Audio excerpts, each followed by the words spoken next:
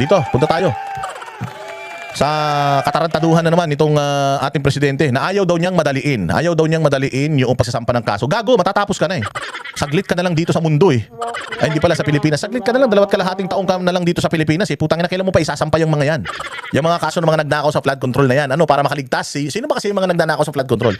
Eh syempre, yung mga nagnanakaw sa flood control, yung mga proyekto ng flood control. O, hindi ko sinasabi si Risa yun ha. Sinasabi ko lang si Risa meron din siya flood control project at saka si Risa meron din siyang mga mangilan-ngilan na mga na mga hindi pa nasisimulan yata doon sa kanyang mga insertion. Oh, wala daw siyang insertion pero meron naman siyang insertion. O, ewan natin ba't gano'n. Ayaw daw madaliin ni Bongbong yung pagsasampa. Natural. Kasi pag minadali mo yung pagsasampa ng kaso, putang na makukulong ka, hindi ka pa matatapos sa yung termino.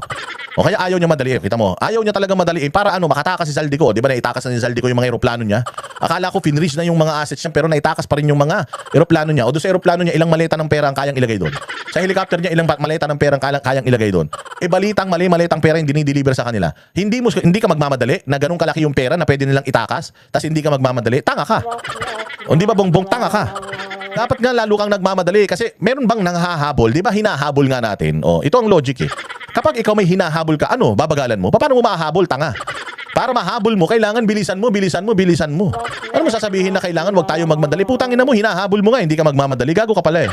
Kapag hinahabol mo madali, kailangan ganun. Kapag may problema ang bayang Pilipinas, kailangan mabilis. Kaya nga binoto natin nung nakaraang eleksyon, bilis kilos eh. Gusto natin mabilis ang aksyon, hindi pwede. You are there for on a limited time only. Oo, limitado lang yung panahon mo na nandiyan dyan. Limitado na lang din yung itatagal mo dyan. Tapos hindi ka magmamadali, anak ng tinapay ka, madalian yung ninakaw yung pera ng taong bayan. Tapos, nung uusigin na natin yung mga nagnakaw ng pera ng taong bayan, wag madaliin. Wag madaliin kasi pag minadali mo, baka hindi natin maipakulong yan. Tanga! Pwede mo naman na ipakulong. Tapos, habang nakakulong yan, tuloy-tuloy pa rin yung pag-gather mo ng ebidensya. Para mas madagdagan pa yung mga kaso nila, tarantado ka. Mantakin mo ang gagawin mo. Let us gather everything first. Tapos saka tayo magsampa. Putang ina, hindi nailabas niya na lahat ng mga ari-arian niya rito. Hindi mo na mahabol yan sa ibang bansa. Kasi sa dami ng perang ninakaw niyan, kaya na niyang bumili ng sarili niyang mundo. Tapos ayaw mo magmadali. Bobo talaga eh. O pakinggan natin to. But just be yung nagmamadali. Yung hindi maaari yan. Hindi delikado tayo. Nagmamadali, delikado tayo. Kailangan, kapag seryoso ka sa isang bagay, Bongbong Marcos, you have to do it with urgency. Oo, with urgency. Hindi naman ibig sabihin na kapag ikaw ay nagmamadali, hindi ibig sabihin na you are being careless. You can do it with the sense of urgency and at the same time, yung ginagawa mo ng tama yung proseso. Hindi ibig sabihin na hindi natin dapat madaliin. Wag muna natin silang sampahan ng kaso ngayon. Kasi pag sinampahan mo sila ng kaso ngayon, nagmadali ka, baka ma-dismiss yan. Eh putang ina, hindi ka pa nga nagsasampa ng kaso, iniisip mo, madi-dismiss na. Kung ikaw sa sarili mo, alam mo, ninakaw itong perang ito, nitong tao na ito, ang pinakamabilis na gawin mo, hulihin na siya, hawakan na siya, and then, habang hinuli mo siya, you gather more evidence para mas mapatibay pa yung kaso niya. Hindi. May namatay dyan, may pinatay, sinaksak. Oh, namatay yung tao. Anong gagawin mo? Ay, wag muna nating sampahan ng kaso itong suspect. Ang dami na nga nagsasabi siyang sumaksak eh. Hindi, kailangan, pagka sinampahan natin siya ng kaso, kailangan talagang siguradong sigurado. Oh, so wag tayong magmadali. Eh puta ina, nakatakas na yung tao. Lumabas na yung tao. Bakit? Kasi wala nga siyang kaso eh. Hindi mo siya kinasuhan, hindi mo siya pinresinto, hindi mo siya ibinlater. O, edi wala kang karapatan na hawakan siya. So, ang bawat tao ay may karapatan na makatravel. Lumayas ngayon, umalis ng Pilipinas. O, paano mo pa ngayon siya makukulong? Paano mo pa ngayon siya mapapanagot? Nakatakas na siya. Binigyan mo siya ng ample time. Itong kriminal, on this, dito sa istorya na ito, binigyan mo ng ample na oras o mahabang panahon itong criminal to eh, sindikato to. Binigyan mo yung sindikato ng mahabang panahon para maitago nila yung yaman nila, pangalawa. Makaisip sila ng paraan kung papaano nila i-divert yung issue, pangatlo. Makaisip sila ng paraan kung papaano nila lahat ng mga nag-iimbestiga kung papaano nila babayaran. Madaming paraan sa dami ng ninakaw ng mga yan. Lahat kayang impluwensyahan ng mga yan. Ngayon, hindi ka magmamadali. Pag hindi ka nagmadali, lahat ng pera na ninakaw nila, mauubos na nila yun. O ngayon, anong gagawin natin? Pag napatunayan natin, pinatagal-tagal natin, after 10 years, 15 years, 20 years, doon tayo nagsampa ng kaso, makukuha mo pa yung pera ng taong bayan? Hindi na. Nagamit yun na. Kaya ayaw nyong madaliin, Bongbong, kasi sangkot ka eh. Kaya ayaw mong madaliin kasi si Zaldico at saka si Romualdez, kumilos yan dahil sa'yo. Oh, yun. Yung sinasabi mo. Kapag may krimen, kailangan yung kriminal i-hold na natin kagad. Lahat ng assets niya, i-hold na natin kagad. Hindi na natin siya pakikilusin para hindi na siya makapang-impluwensya ng tao. Hindi ba ganyan ang ginawa nyo kay Pangulong Duterte? Minadali ninyo, pinakulong nyo na siya doon, tas ayaw nyo siyang palabasin para hindi na siya makapang-impluwensya ng tao. Pangalawa, para hindi na siya makapanakit sa mga testigo. O ano palang ginagawa nyo ngayon dito kanila Zaldico? Na pinapabayaan yung paikot-ikot sila kung saan man nila gusto magpunta, dala-dala lahat ng kayamanan nila. O hindi ba binibigyan nyo sila ng panahon para lahat ng mga testigo takutin? Pangalawa, bayaran lahat ng mga nag-iimbestiga. O pangatlo, ubusin yung pera ng taong bayan. O, di ba? Kayo eh. Kaya natin sabihin ko sa pulis, dakipin nyo na yan. Basta ikulong nyo, bahala na. Ano mangyayari? Hindi mo naman pakukulong ng bahala na eh. Meron ka namang ebidensya eh. Meron ka namang meron ka namang probable cause eh. Ninakaw yung pera ng taong bayan eh. Sinasabi ng mga testigo sila eh. O anong gagawin mo? Hawakan mo na sila kagad para hindi na makatakbo. Hindi ba? Ganun ang dapat mong gawin. And then, habang hawak mo sila, inaano mo, binibuild mo pa yung case para lalo silang madiin at lalo silang maparusahan. Putang ina, ibang usapan doon sa ayaw mo silang kasuhan versus doon sa hahawakan mo na sila at i-restrict mo na sila dahil nga suspect sila sa krimen eh. Ang ginagawa mo, suspect sila sa krimen, tapos pinababayaan mo pa silang nakakaikot-ikot. Putang ina, imbis na isa lang ang napatay ng mga yan, mas marami pang mapapatayan kasi nga, kung kriminal yan, mamamatay tao yan, hindi mo kagad siya hinawakan, makakapatay pa ng marami yan. O kung itong mga congressman, mga sangkot dito na mga sa pagnanakaw sa Pilipinas, hindi mo pa sila kakasuhan dahil pinalalakas mo pa yung kaso. Puta, sila ang lumalakas. Araw-araw sila ang lumalakas. Ganyan ang ginawa mo, Bongbong, sa mga komunista eh. Hindi ba binugbog ni Pangulong Duterte yung mga komunista? Tinira niya ng tinira, inubos niya lahi nila. Anong ginawa mo? Nakipag-peace talks ka. Tuwang-tuwa yung mga komunista na nag-peace talks ka. Bakit? Kasi nga, mauubos na sila. Binigyan mo sila ulit ng panahon para pinigilan mo yung militar natin na ubusin sila. Binigyan mo sila ng panahon para makapagparami ulit. Ganyan ang trabaho mo eh.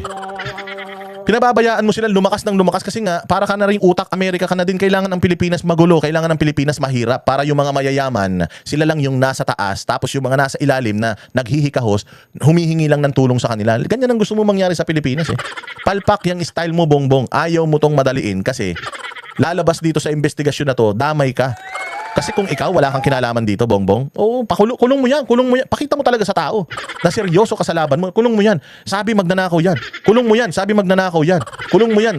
Tanginan yan. Ganun dapat. Tapos, may mga abogado naman yan. Di pa bayaan mo mag-away-away yung mga ebidensya, abogado, tapos atasan mo yung DOJ, atasan mo yung ombudsman na maghanap pa ng marami pang ebidensya sa mga tao na ito para mas lalo silang nandiyan. Tingnan mo si Janet Lim Napoles, di ba? Madami na siyang mga nung ikinulong siya. O habang ikinulong siya, tuloy-tuloy pa rin naman yung paggagather ng ebidensya. May mga kaso na na-dismiss siya. May mga kaso na na-acquit na siya.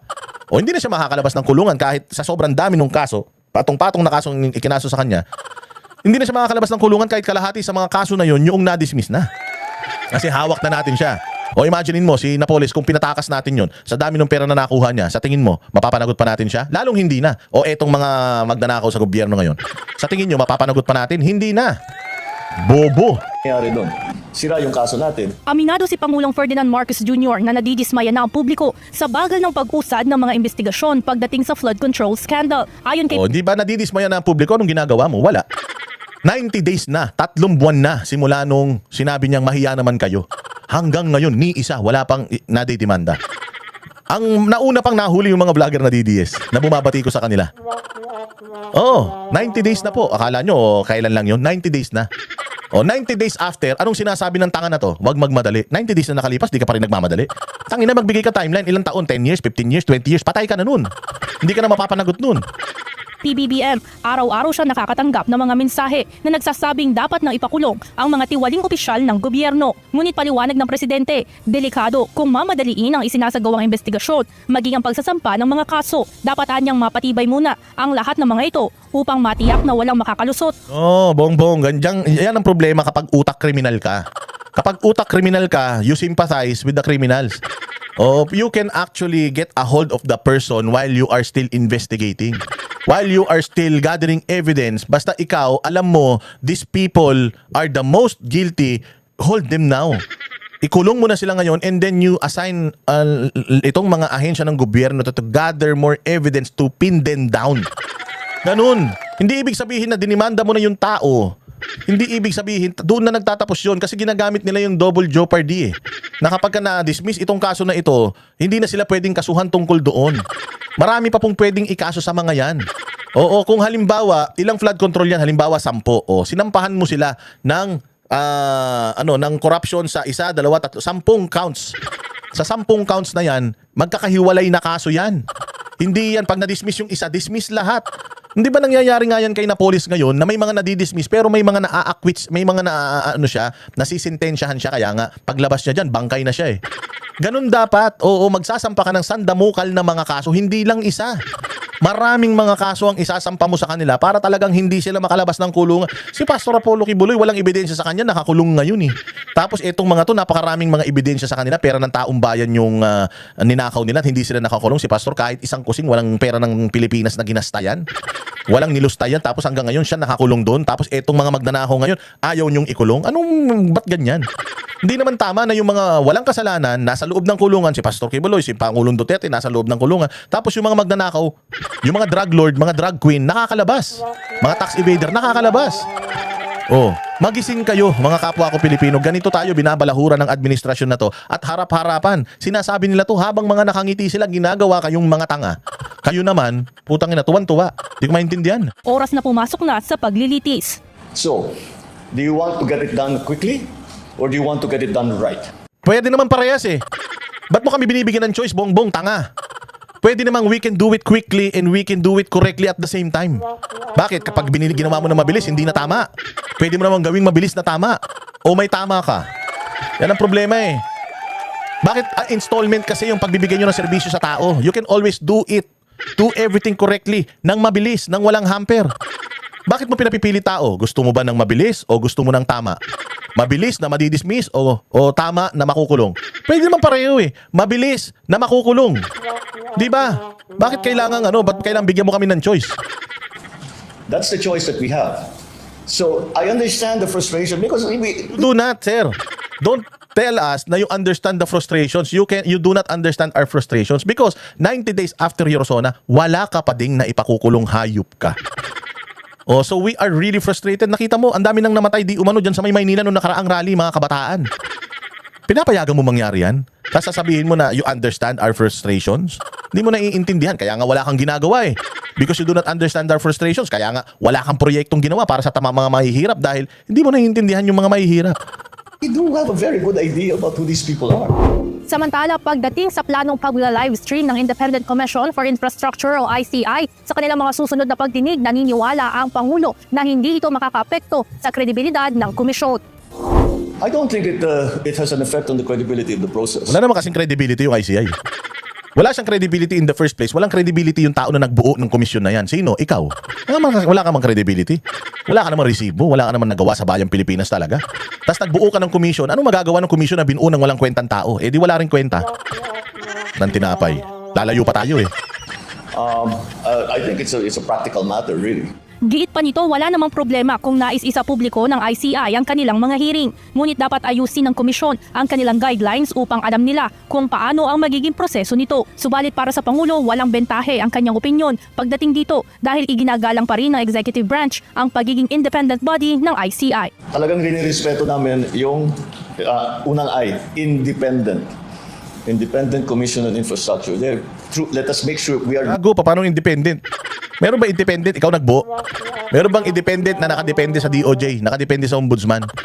Meron bang independent commission na wala namang pangil, wala namang kapangyarihan eh. Hindi kaya mag-contempt, hindi kaya magpakulong, kaya lang mag-rekomenda. Ginagawa na ng Senado yan eh. Kung ginagawa na yan ng Senado, bakit gumawa ka pa? Nang kaparehas lang din naman ng Senado na komisyon na hindi man makakapag-convict, hindi man makakapagkulong. Ang ICI kaya lang mag-recommend, mag-iimbestiga to recommend. Ginagawa na yan ng DOJ, ginagawa na yan ng Ombudsman, ginagawa na yan ng Senado, ginagawa na yan ng Kongreso. So nagsayang ka na naman ng pera, bongbong. Para i-delay. Para hindi ka makulong.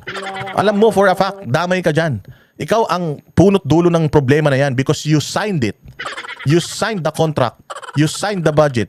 Tapos ngayon, nagbuo ka, ikaw yung mastermind, tapos nagbuo ka na mag-iimbestiga sa krimen nyo, putang ina.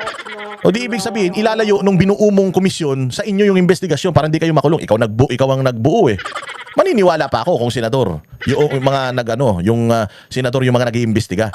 Oo, di ba? Pwede nilang investigahan din yung mga sarili nila. Pero yung ikaw na mastermind, nagbuo ka ng grupo na mag-iimbestiga sa ginagawa niyong krimen? O ikaw pa nagpapasahod sa mga yan, o di natural. Hindi, edi ilalayo nila sa'yo yung investigasyon. O kaya ganyan ang style ninyo. I-delay. Tapos wala ka na sa posisyon, tatakas ka na, wala na. Ang pera ng taong bayan, nasan na? Wala na, naitakas nyo na. Making sure that they are truly independent. So those decisions have to be left to them.